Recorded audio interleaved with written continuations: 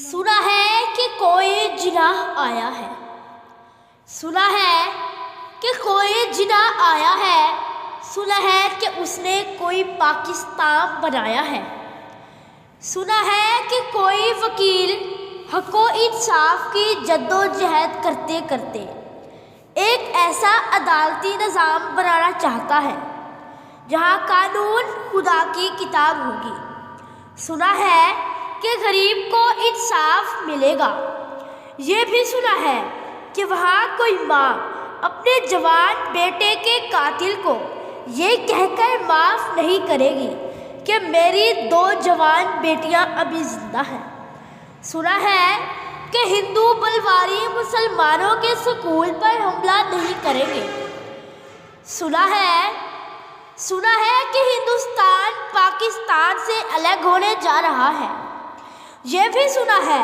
کہ ایک پاکستان بننے لگا ہے، سنا ہے کہ پاکستان میں جناح نے عدل و انصاف کی سچائی کی بنیاد رکھی ہے، اور سنا ہے کہ مسلمان ایک اللہ، ایک رسول اور ایک کتاب پر یکجا ہونے لگے ہیں، مگر یہ ساری باتیں سنی سنائی معلوم ہوتی ہیں، ایسا لگتا ہے کہ یہ سب کسی نے مذاق کیا ہو۔ جناب والا، یہ ملک وہ ملک ہے کہ جہاں دنیا میں اتنے مذہب نہیں ملیں گے مگر مذہبی جماعتیں ملیں گی، دنیا میں شاید اتنے سیاستدان نہ گزرے ہوں مگر یہاں سیاسی جماعتیں ملیں گی۔ یہ پاکستان وہ پاکستان ہے جو قائم ہے اور قائم رہے گا انشاءاللہ۔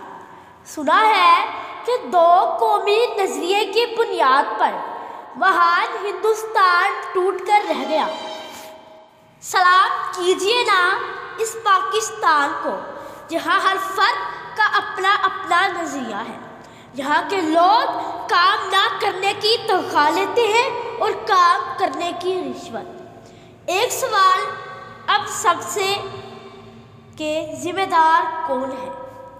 قصور کس کا ہے؟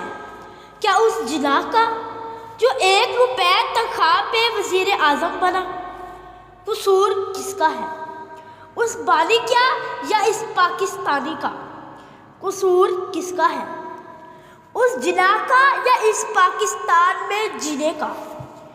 ایک بات جو یاد رکھنی چاہیے، اس وقت ہم ایک قوم تھے، ہمیں ایک قائد کی ضرورت تھی، آج ہم سب قائد ہیں مگر شاید ہمیں ایک قوم کی ضرورت ہے۔